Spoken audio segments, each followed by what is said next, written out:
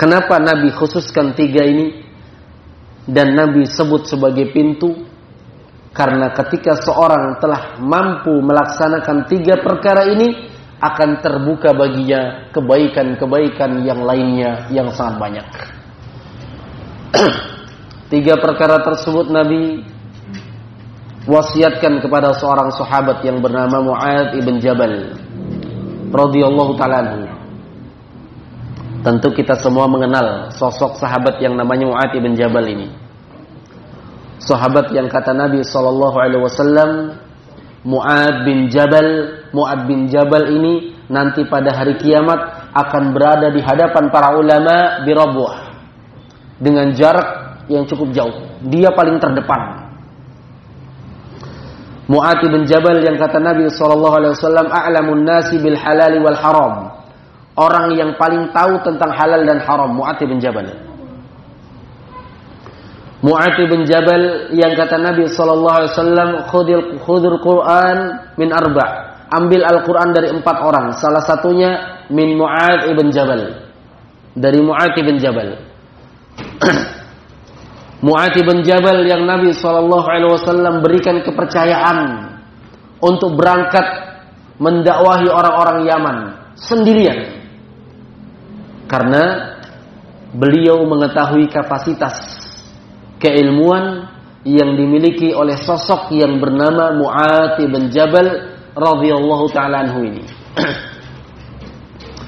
Suatu hari Nabi SAW memberikan wasiat kepada Mu'adz. Ala adulluka ala abwabil khair.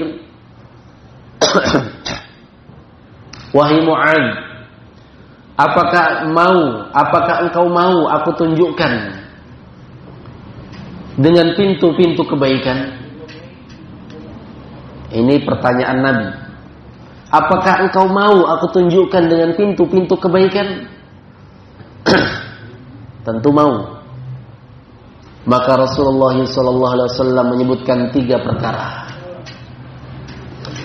Yang pertama beliau katakan, as-siyamu junnah. Puasa adalah perisai. Was-sadaqatu tudfi'ul khati'ah kama yutfi'ul ma'un nar. Dan sedekah itu bisa memadamkan dosa-dosa, kesalahan-kesalahan sebagaimana air bisa memadamkan api.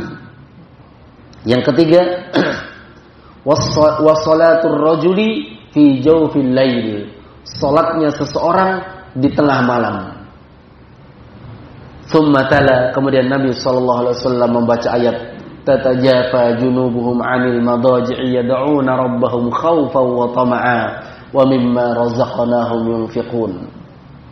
Dan mereka adalah orang-orang yang lambung-lambung mereka jauh dari tempat tidur. Mereka berdoa, beribadah kepada Allah Subhanahu wa taala dengan rasa takut dan harapan yang penuh. Wa mimma razaqnahum yunfiqun, dan terhadap apa yang Allah rezekikan kepada mereka, mereka infakkan. Ini 3 perkara yang Nabi sallallahu alaihi wasallam sampaikan kepada Mu'adz bin Jabal, dan beliau sebutkan sebagai abwabul khair, pintu-pintu kebaikan. Karena 3 perkara ini membutuhkan yang namanya mujahadah, kesungguhan. Kapan seorang dimudahkan untuk melaksanakan 3 perkara ini, maka dia akan terbuka baginya pintu-pintu kebaikan yang lain.